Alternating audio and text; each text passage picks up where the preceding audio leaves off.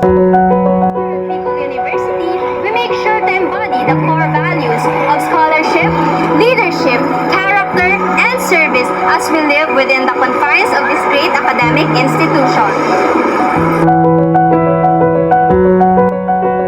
Guided by our vision and our mission, throughout the decade, the Bicol University has been producing professionals that seeks to contribute back to the community.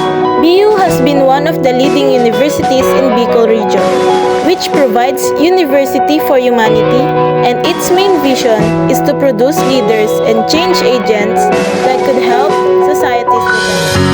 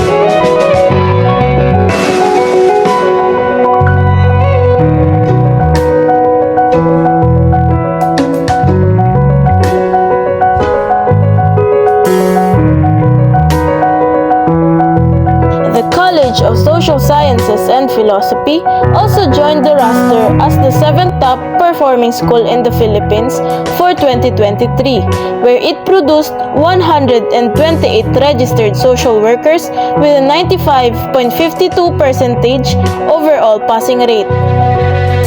College of Social Sciences and Philosophy has taken home the Miss Bicol University 2023 crown and secured its back-to-back reign for the college. John Christian Santo Domingo, a second-year student of AB Sociology, went to Indonesia to join an intercultural discussions about social entrepreneurship.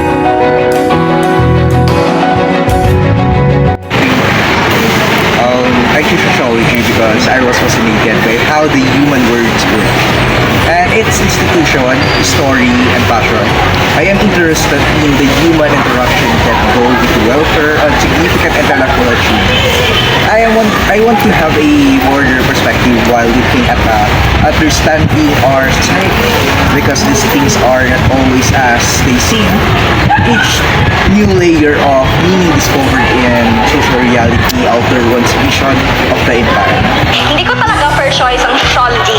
Hindi pinalad sa gustong kurso kaya napunta sa sociology. Sabi nila magandang pag-aralan ang society, pero ang kapalit naman ay anxiety.